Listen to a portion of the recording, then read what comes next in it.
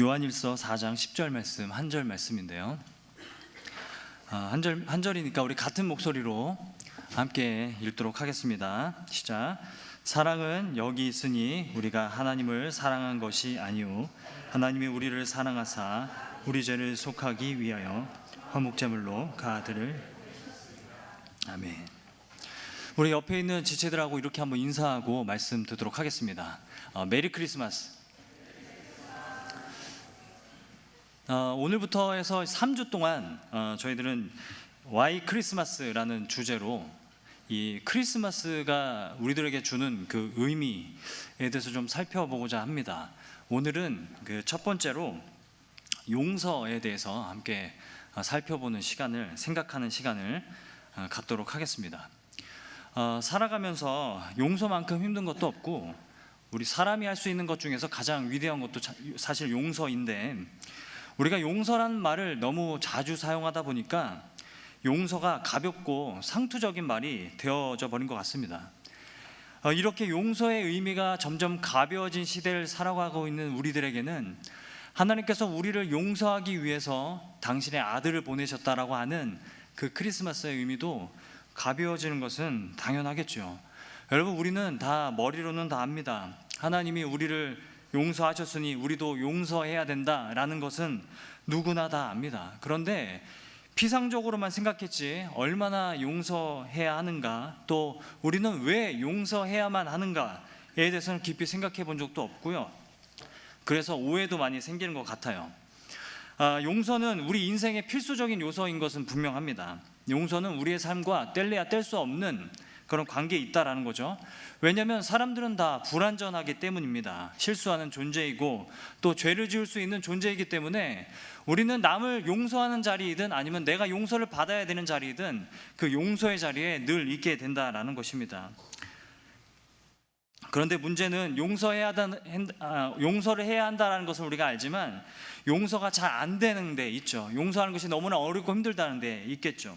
직장 생활을 하든 아니면 가정 생활을 하든 가장 부딪히는 문제는 용서입니다. 그리고 신앙생활에서도 우리를 가장 힘들게 하고 가장 어렵게 하는 문제는 바로 이 용서의 문제라는 것이죠.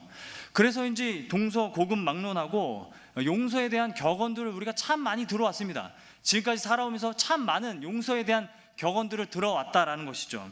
여러분, 은혜는 돌에 새기고 원수는 물에 새겨라, 이런 말 듣지 않으셨습니까? 용서는 뭐 있는 것이다, 뭐 이런 격언들 있지 않습니까? 그런 격언들을 우리가 참 많이 들으면서 용서는 당연히 해야 된다고 생각을 하는데 왜 용서해야 되는지, 어떻게 용서해야 되는지에 대해서는 우리가 잘 생각하지 않고 살아왔다라는 것이죠.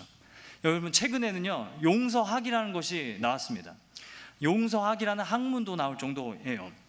그러나 용서에 대해서 우리가 쉽게 정의하거나 설명하기는 참 어려운 것 같아요. 저는 분명히 유교와 불교 그리고 철학에서 말하는, 심리학에서 말하는 용서와 성경이 말하고 있는 용서는 엄밀히 다른데도 불구하고 많은 사람들이 이 두 가지를 혼동하고 있다고 저는 개인적으로 생각을 합니다. 여러분, 2015년에 청주에서 있었던 크림빵 뺑소니 사건 여러분 들어보셨습니까? 37세 강모 씨죠. 임신한 아내에게 내가 당신이 좋아하는 케이크 못 사주는 대신에 크림빵 사간다라고 이렇게 연락을 남기고요. 빵집에서 크림빵을 사가지고 이제 빵집에서 나와서 길을 건너는데 뺑소니 차량에 치여서 그 자리에서 숨졌습니다. 그리고 뺑소니 운전자가 도주했고요. 결국 경찰에 잡혔습니다. 근데 그때 사망한 그 강모 씨의 아버지가 자신은 뺑소니 운전자를 용서하겠다라고 하고 그 뺑소니 운전자를 찾아갔어요. 그런데 뺑소니 운전자가 범죄 사실을 다 인정하지 않는 겁니다. 자기는 그렇게 다 잘못했다고 생각하지 않는다, 이런 얘기를 했어요. 그래서 강모 씨의 아버지는 그 인터뷰에서 제발 용서할 준비 다 되어 있으니까 제발 죄를 좀 인정하라, 제발 잘못을 좀 인정하라, 그러면 용서하겠다, 이렇게 분노했던 그런 인터뷰를 제가 들은 적이 있습니다. 많은 사람들의 가슴을 아프게 했던 그런 사건임에 분명하죠. 여러분, 이런 상황에서 피해자의 아버지는 죄를 진정성 있게 뉘우치지 않는 그 뺑소니 운전자를 용서하는 게 여러분 맞다고 생각하십니까? 여러분은 어떻게 생각하십니까? 가해자가 자신의 잘못을, 자신의 죄를 인정하지 않는데 우리는 그것을 용서해야 한다라고 여러분 생각하십니까? 여러분은 어떻게 생각하십니까? 여러분 비슷한 상황입니다. 일본 정부와 일본군 위안부 할머니들의 경우도 그래요. 일본군 위안부 할머니들께서 이렇게 말씀하셨어요. 우리는 물질적인 보상이 아니라 일본 정부의 진정성 있는 사과를 원한다. 그러나 일본 정부는요, 진상을 규명하지도 않고 진실을 밝히지도 않고 진실된 사과를 하지도 않고 여러분 70년이 넘도록 잘못을 인정하지도 않고 수습만 하고 있는 그런 일본 정부의 입장을 보고 있자 하면 여러분 우리가 이런 상황에서 용서를 해야 되는 게 옳습니까? 여러분 하나님은 이런 상황 가운데서도 우리에게 용서하라고 하시는 하나님일까요? 라는 것이 제 질문이라는 겁니다. 여러분 이런 상황 가운데서 우리는 용서해야 되는 것입니까? 우리가 그런 상황에서도 용서를 해야 된다면 용서는 무슨 의미가 있는 것일까? 너무 불의하지 않은가? 여러분 그런 생각 하지 않으십니까? 여러분 대부분의 사람들이 생각하는 용서라는 것은 이겁니다. 대부분의 사람들이 생각하는 용서란 눈 감아주는 겁니다.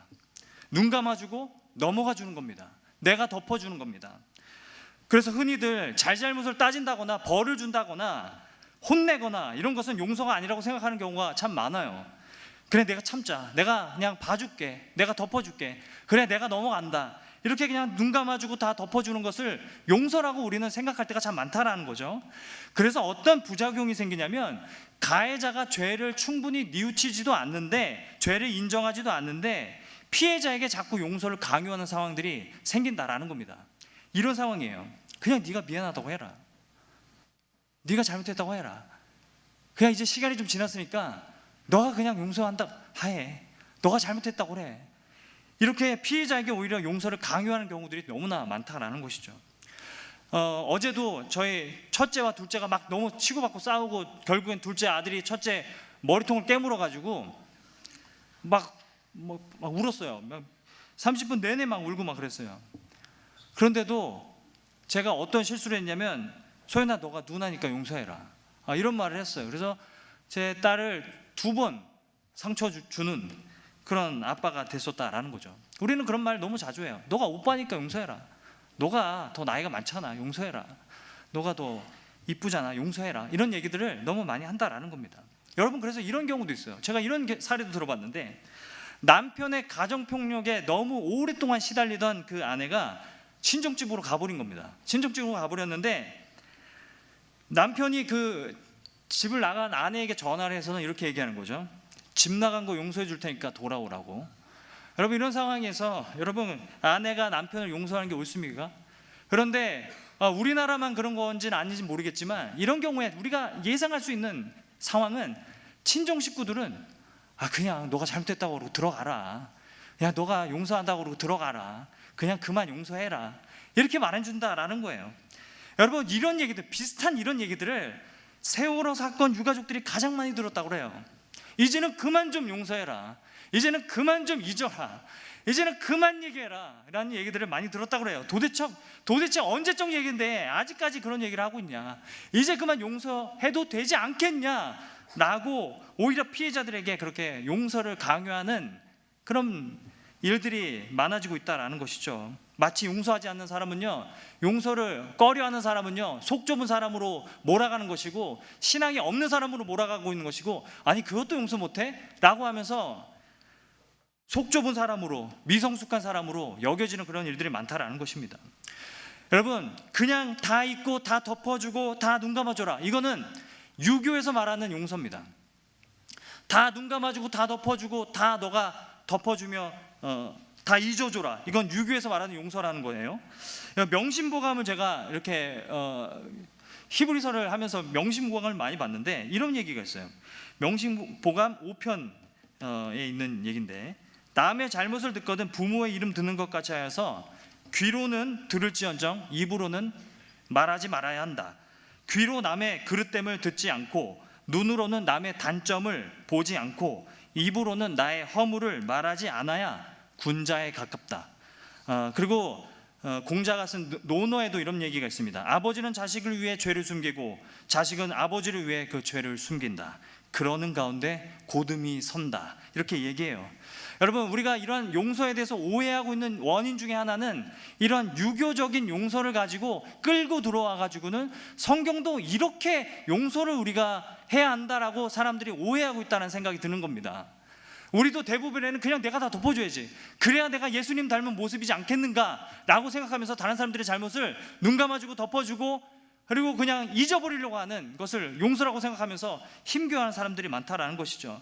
그런데 잘잘못을 따지지 않고 노랗게 다 덮어주는 그것을 유교에서는 그걸 용서라고 부르는데, 왜 이렇게 용서를 하라고 하냐면, 유교에서는요, 내가 다른 사람들의 잘못을 덮어줌으로써 내가 괜찮은 사람이 되는 거예요. 내 인격에 감동을 받아가지고 다른 사람이 나를 높여줌으로 내가 체면이 선다라는 겁니다. 그래서 내가 출세를 할 수 있다라는 것이죠. 여러분, 이런 사상들이, 이런 생각들이 너무 개인 중심적이라는 생각 들지 않으십니까? 사회적으로는 죄악이 그냥 은폐되고 죄악이 그냥 처리되지 않고 있는데도 그냥 나만 계속 좋은 사람 되고 싶은 그런 심리라는 것입니다. 그래서 지금까지 많은 그리스도인들이 용서하려고 노력하고 용서하려고 노력해 왔는데, 세상이 바뀌지 않는 것도 어쩌면 그냥 다 덮어주고 그냥 다 넘어가지고 그냥 다 잊어버리려고 하는 것을 용서라고 착각하고 용서라고 오해하고 그것을 실천하려고 노력해 왔던 일들 때문에 죄가 해결되지 않고 계속 묵인되고 은폐되는 그런 일들이 있지 않았는가 하는 생각을 해보게 된다는 거죠. 저도 부끄럽지만 이런 오해가 좀 있었던 것 같아요. 괜찮아, 괜찮아, 누가 무슨 잘못을 해도 괜찮아, 괜찮아, 다 괜찮아, 그럴 수도 있어, 괜찮아. 저는 제가 무슨 예수님이라도 되는 마냥 자꾸 제가 좋아 보이려고 했던 것 같아요.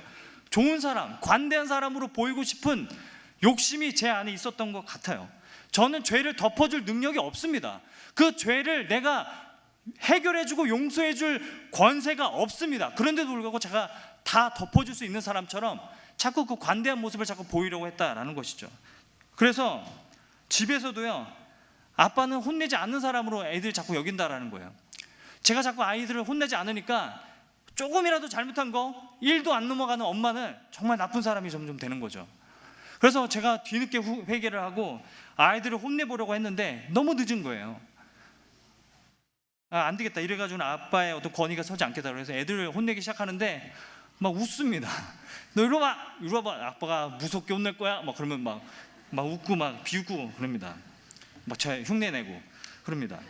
용서를 이렇게 묵인, 망각으로 생각하기 때문에 너무나 많은 사람들이 용서를 감정적으로만 생각합니다. 그래서 용서를 하는데도 미운 감정이 자꾸 올라오면 왜 나는 아직 용서하지 못하는가, 자꾸 이런 생각에 빠지게 돼서 자책을 한다라는 거죠. 너무나 많은 그리스도인들이 자신이 피해자임에도 불구하고 자신이 다른 그 사람을 용서하지 못한다는 그 감정이 자꾸 일어나서 내가 왜 이렇게 난 속 좁고, 나는 왜 이렇게 믿음이 부족하고, 나는 왜 이렇게 그 사람도 용서하지 못하는 정말 부족한 사람인가, 계속 자책하는 일들이 반복적으로 일어난다라는 겁니다. 여러분, 그건 용서가 아니라고 말씀드리고 싶어요. 여러분, 성경이 말하는 용서란 무엇이냐면, 여러분, 성경이 말하는 용서란 심판과 회복이 전제되어야만 그것이 용서라고 말씀하고 있습니다. 죄에 대한 심판 그리고 피해자에 대한 회복, 이 두 가지가 갖춰져 있을 때 용서라고 말씀하고 있다라는 거죠.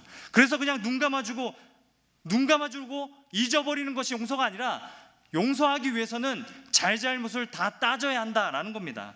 잘못을 인정하고 뉘우칠 때까지 계속 기다려주며 잘못을 다 따지며 그래서 관계를 회복시키는 그것을 성경은 용서라고 부르고 있다라는 겁니다. 우리 성경 한 구절만 우리 찾아보도록 하겠습니다. 누가복음 17장인데요. 한번 찾아서 한 구절만 같이 한번 읽어보도록 하겠습니다. 누가복음 17장 신약성경 124페이지에 있습니다.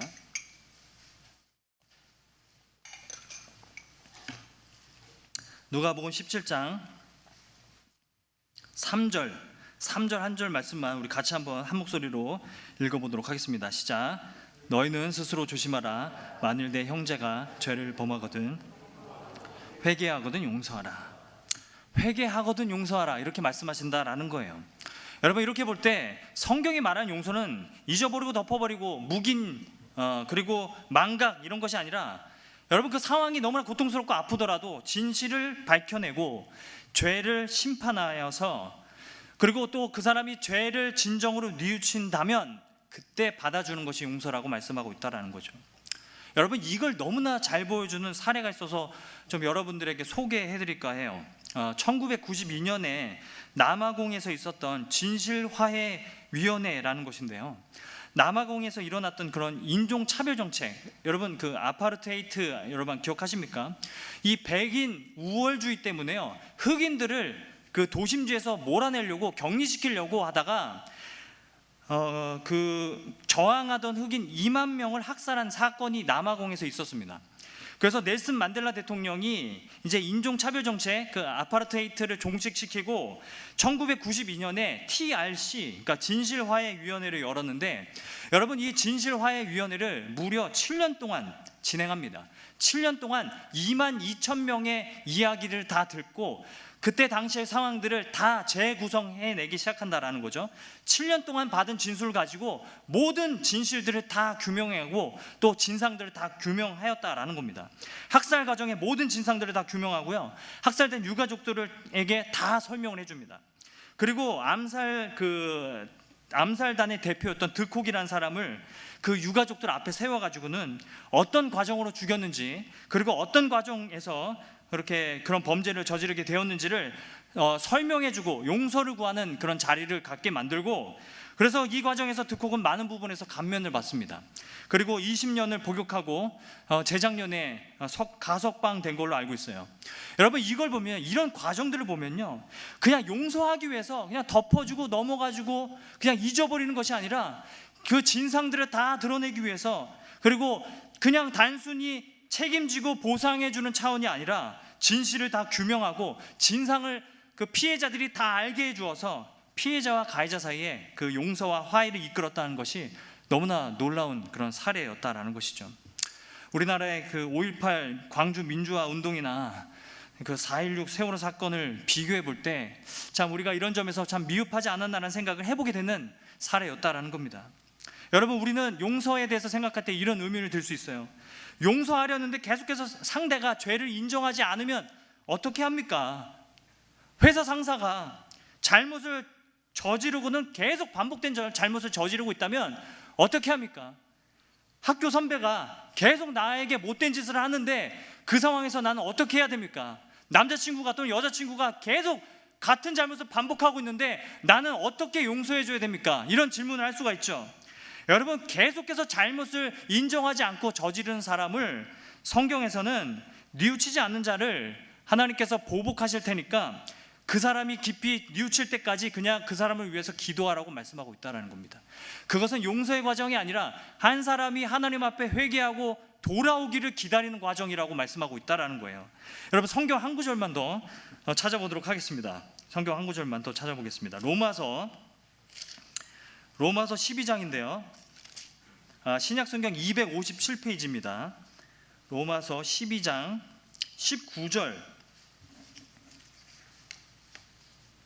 19절부터 21절까지 우리 한번 한 목소리로 한번 읽어보도록 하겠습니다. 19절부터 21절까지 말씀입니다. 시작. 내 사랑하는 자들아, 너희가 친히 원수를 갚지 말고 하나님의 진노하심에 맡기라. 기록되었으되 원수 갚는 것이 내게 있으니 내가 갚으리라고 주께서 말씀하시느니라. 내 원수가 줄이거든 먹이고 목마르거든 마시게 하라. 그리함으로 내가 숯불을 그 머리에 쌓아 놓으리라. 악에게 지지 말고 선으로 악을 이기라. 이렇게 말씀하신다라는 거죠. 여기서 보면 숯불을 그 사람 머리 위에 쌓아놓으라는 말씀은요, 하나님의 진노가 그 사람 머리 위에 있다는 것을 기억하라는 거예요. 그 사람이 하나님 앞에 죄를 인정하고 돌아올 때까지 그 사람을 그러니까 긍휼히 여겨주라는 말씀으로 하신다라는 겁니다. 죄를 인정하지 않는 자는요, 하나님도 미워하신다라는 거예요. 죄를 계속해서 반복적으로 지으면서 인정하지 않고 있는 사람은 하나님의 진노 아래에 있다는 것을 기억하고 그 사람을 긍휼히 여겨야 된다고 말씀하고 있다는 겁니다. 제가 오래전에 살던 아파트가 7층에 있었어요. 그런데 바로 밑에 집 600 몇 호에 살던 아저씨와 그 층간소음으로 엄청 실갱이를 했던 적이 있었습니다. 제가 이사를 처음 온 날이었는데요, 이사 집 정리를 다 하고 이제 자려고 누웠는데 갑자기 이제 밤 11시인가 12시 가까이 됐는데 초인종이 눌리는 거예요. 그래서 나갔더니 6층 아저씨예요. 그들이 너무 오늘 시끄러웠다고 조심 좀 하라고 하면서 이런 경고를 해주고 내려가시는 거예요. 전에 살던 사람도 너무 층간소음 때문에 시끄럽게 해가지고 우리가 윽박을 질러서 내쫓아 버렸다. 그러니까 조심하라. 그리고 그 아저씨가 내려가는 거예요. 그래가지고 진짜 이사도 안 봐주면 이거 어떻게 하나 그런 생각이 들었어요. 아니나 다를까 그 다음날부터, 그때는 애들이 3명 있었던 게 아니라 그냥 첫째 1명 있었거든요. 그리고 2살이었습니다 2살이 여러분 그냥 아장아장 걷는 거 정도인데 아장아장 걸어도 올라오는 거예요. 올라와가지고는 뛰는 것보다 아장아장 걷는 게 더 거슬리다고 막 뭐라 하는 겁니다. 한 번은 제가 밥 먹다가 뭘 떨어뜨렸어요. 이게 위에 식탁 위에 있던 책인가 뭘 떨어뜨렸어요. 딱 떨어졌는데 혹시 했는데 올라오는 거예요. 좀 시끄럽게 좀 하지 말고 아침부터 막 그러면서 또 내려가시는 겁니다. 이런 상황에서 어떻게 해야 되나, 이 집에서 어떻게 살 수 있을까라는 생각을 했습니다. 그런데 저희도 잘못이 있잖아요. 뭐 시끄럽게 했으니까, 책을 떨어뜨렸으니까. 그래서 이거 어떻게 해야 되나 막 이러고 있는데, 한 번은 제가 밤늦게 집에 왔는데요, 아내가 울고 있는 겁니다. 펑펑 울고 있는 거예요, 애기랑 같이. 그래서 왜 그래? 막 그랬더니 아저씨가 또 밤에 올라왔다라는 거예요. 올라와가지고는 막 소리를 치고 문을 막 발로 차고 막 빨리 당장 이사를 가든지 막 하라고 막 그렇게 막 난리를 치고 갔다라는 거죠. 아내가 울고 있는 거 보고 제가 진짜 화가 많이 났습니다. 그래가지고 여러분, 이런 상황에서 용서를 해야 되는 겁니까? 그래서 저는 내려갔어요. 내려가가지고 저도 이제 발로 문 찰 수는 없고 초인종 누르고 아저씨에게 이제, 저 무서웠습니다. 내려가는 동안에 어떡하지? 막 아저씨가 좀 무섭게 생기셨거든요. 네, 내려갔어요. 내려가지고 아저씨 저희 집은요, 저 층간소음 매트가 다 깔려 있어요. 그러니까 저희도 최선을 다하고 있다, 이렇게 얘기를 했어요. 그리고 여러분, 너무 거슬리시면 층간소음을 한번 측정해 봅시다, 막 이렇게까지 얘기를 했어요. 그랬더니 아저씨가 됐다고 막 그러면서 빨리 이사 갔으면 좋겠다고 막 그런 얘기를 하시면서 되게 툴툴거리시면서 저를 문전박대 하시는 겁니다. 참 이거 어떻게 해야 되나. 그런데 저는 마트에서 그 아저씨를 만나면 그냥 인사는 했어요. 인사하고 가끔 엘리베이터 타고 올라가려고 하는데, 1층에서 올라가려고 하는데 그 아저씨가 뛰어오면서 잠깐만요 막 그러면서 뛰어올 때 닫힌 버튼 누르지 않고 열어줬어요. 열어주고, 이 로마서 12장 내 원수가 줄이거든 먹이고 목마르거든 마시게 하라, 다 열린 버튼 눌러줬어요. 타시라고. 그리고 막 마주치면 인사하고 그렇게 했습니다. 제가 할 수 있는 유일한 거였습니다. 유일한 용서의 모션이었다라는 거죠. 여러분, 하나님께서 우리들에게 원하시는 용서는 사실은 그렇게 어려운 것이 아닙니다. 그냥 그 사람에게 직접 보복하지 말라는 거예요. 미운 감정이 생겨도 좋다, 직접 너가 보복하지 마라 라고 우리들에게 말씀하신다라는 것이죠. 여러분, 그런데 또 이런 의미 들 수 있어요. 계속 용서하려고 하는데 지금 몇 년이 지났는데도 미운 마음이 계속 듭니다. 어떻게 해야 될지 모르겠습니다. 아버지가 너무 믿고 어머니가 너무 믿고 남자친구가 너무 믿고 여자친구가 너무 믿습니다. 미운 감정이 계속 올라옵니다. 어떻게 해야 됩니까? 여러분, 용서는 관계를 회복하는 것이지 감정적인 변화를 우리가 이끌어내는 것은 아닙니다. 여러분, 충분히 미워할 수 있어요. 여러분, 생각해 보십시오. 하나님도 사람이 죄를 지으면 미운 감정을 느끼십니다.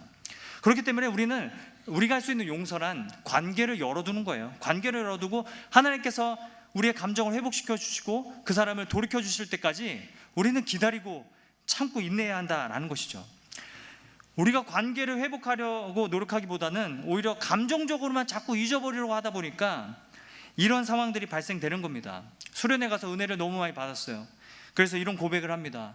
내가 이제는 아버지를 용서하도록 하겠습니다. 그런데 아버지 얼굴은 볼 수 없을 것 같습니다.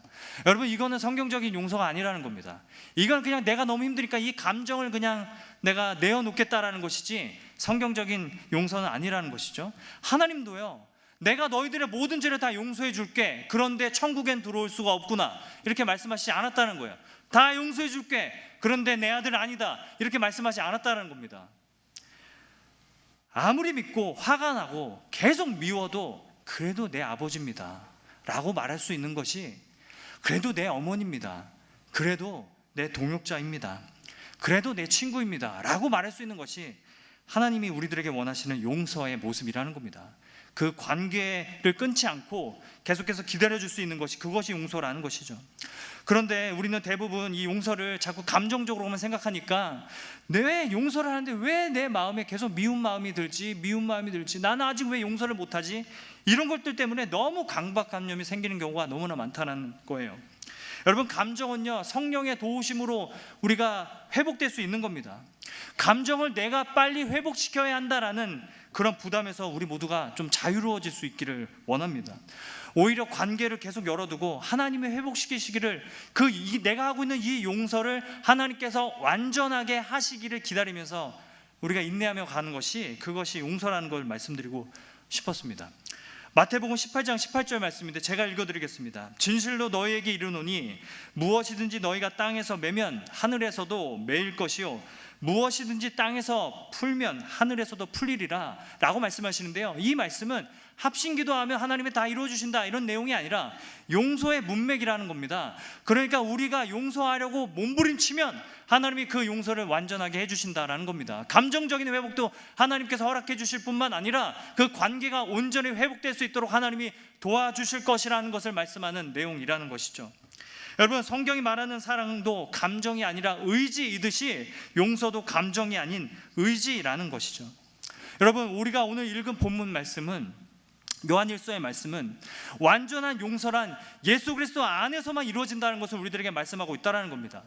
우리를 사랑하셔서 죄를 용서하기 위해서 그 아들을 화목제물로 보내셨다라는 그 말씀은, 우리를 사랑하셔서 그래 이제 죄 지었던 거 다 없는 일로 하자 이렇게 말씀하시는 것이 아니라 죄를 심판하시고 또 용서를 완전케 하시기 위해서, 우리를 회복시키기 위해서 당신의 아들을 우리들에게 보내셨다는 사실을 우리들에게 말씀하고 있다는 거예요.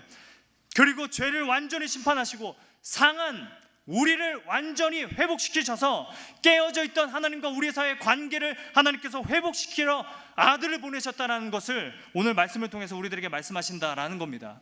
여러분, 크리스마스는요, 완전한 그 용서, 하나님만 하실 수 있는 그 완전한 용서를 이 땅에 임하게 하셨다는 것을 보여주는 사건이고, 그 날이라는 것을 보여주는 의미라는 것입니다.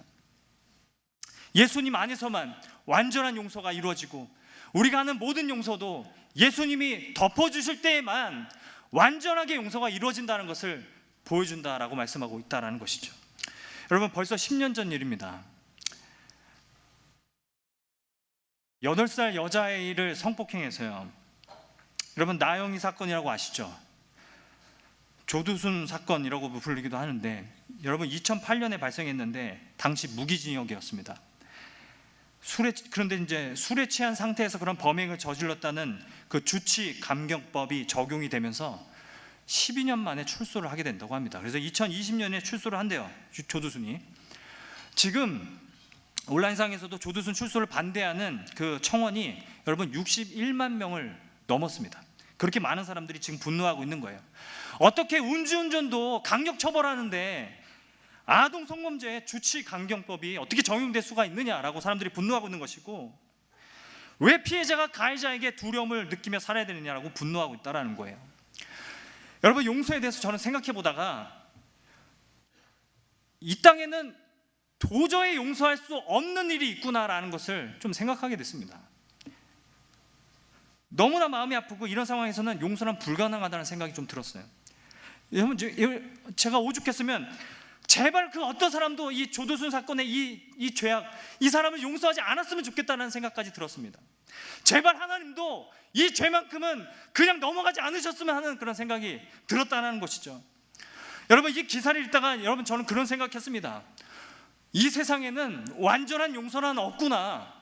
이 세상에는 우리가 그렇게 몸부림치며 용서하려고 그렇게 몸부림치며 살아가지만 온전한 용서라는 것은 없구나 라는 것을 제가 생각해 보게 됐다는 거예요.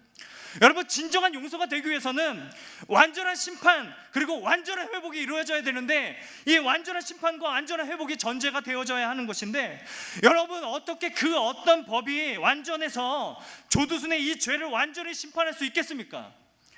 그리고 아무리 조두순을 무기징역을 시키고 살인을 시킨다 하더라도, 사형을 시킨다 하더라도 죄에 대한 심판을 어떻게, 이것이 완전한 심판이라고 누가 그렇게 볼 수 있겠습니까?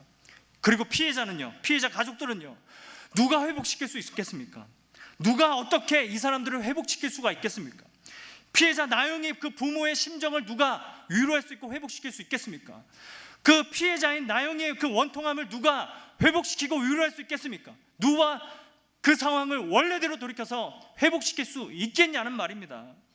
그런데 하나님께서 죄에 대해서 완전히 심판하시고 죄로 얼룩진 이 세상에서 고통받고 있는 자들을 온전히 회복하게 하기 위해서 그 아들을 이 땅 가운데 보내주셨다라는 것이 크리스마스의 의미라는 것이죠. 따라서 크리스마스는요, 예수 안에만 온전한 용서가 있다는 것을 우리들에게 말씀하시는 날이라는 겁니다. 우리를 용서하기 위해서 예수가 오셨다는 사실과 함께 동시에 죄에 대한 완전한 심판, 그리고 상처받고 이 땅에서 억울하게 살아가는 사람들에 대한 완전한 회복을 하나님께서 이루어 주심으로 이 땅에 이루어지고 있는 많은 용서들을 온전케 하시는 그날이 반드시 올 것이다 라는 것을 우리들에게 가르쳐 주는 날이 크리스마스라는 것이죠. 그리고 다시 오실 것입니다. 예수님은 이 세상의 모든 죄악들을 심판하시고 완전한 회복을 허락해 주셔서 비로소 이 조두순 사건의 피해자가 가해자를 용서할 수 있게 되는 그런 날이 올 수 있을 거라고 저는 확신합니다. 일본군 위안부 할머니께서 감히 용서할 수 있게 되는 그런 날이 올 수 있을 거라고 저는 확신합니다. 그리고 이 땅에 여전히 용서하고 있으나 그 용서가 온전해지고 완전해지기를 바라며 회복과 완전한 심판을 기다리며 살아가는 모든 사람들에게 위로가 되는 그런 날이 되기를 간절히 소망합니다. 여러분, 이 땅에서는요, 누구도 말해주지 못했어요. 이루어주지 못했던 그 진정한 용서를 예수님을 통해서 이루어주신다라는 것이죠. 단순히 잊어버리고 덮어버려라, 다 덮어버려라, 잊어버려라, 그리고 보복해라, 보복하는 그런 차원들을 다 넘어서서 완전히 회복시키시고 완전히 악을 심판하시는 그 용서를 이 땅에 이루어 주시기 위해서 예수가 오셨습니다. 2017년 여러분, 우리가 한 해 동안 좀 깨어진 관계들을 돌아볼 수 있었으면 좋겠습니다. 용서가 관계 회복이라면 우리는 어떤 관계들이 깨어져 있는가를 좀 돌아볼 수 있었으면 좋겠습니다. 그리고 지금도 세상에서 진정한 사과를 듣지 못하고 진정한 죄의 뉘우침을 듣지 못하고 용서하게 될 날만을 기다리는 많은 사람들에게 크리스마스의 이 복음이 들려줄 수 있기를 간절히 소망합니다. 하나님은 반드시 심판하시고 회복시키셔서 용서되기를 기다리는 사람들의 그 용서를 완전하게 이루실 것입니다. 우리도 그 믿음으로 깨어진 관계들을 회복하는 그런 연말이 되었으면 좋겠고요, 12월 한 달이 될 수 있기를 소망합니다. 잘잘못을 따져야 될 때도 있습니다. 그것도 필요합니다. 감정적으로 용서가 안 될 수도 있습니다. 그 감정을 또 이겨내 가야 하는 과정도 필요합니다. 그러나 하나님께서 우리의 용서를 완전하게 해주신다는 것을 우리가 믿음으로 나아갈 때, 그래도 내 주변에 나를 상처 주었지만 그래도 내 동역자입니다, 그래도 내 아버지입니다, 그래도 내 남편입니다, 그래도 내 아내입니다 말해 줄 수 있는 그런 의미에서의 관계 회복을 해서 용서를 이루어가는 저와 여러분 될 수 있기를 소망합니다. 그리고 지금도 여전히 진행 중인 이 땅의 모든 사람들의 그 용서가 예수 그리스도, 다시 오실 예수 그리스도를 통해서 완전하게 될 그날을 소망하며 살아가는 저와 여러분의 삶 될 수 있기를 간절히 소망합니다.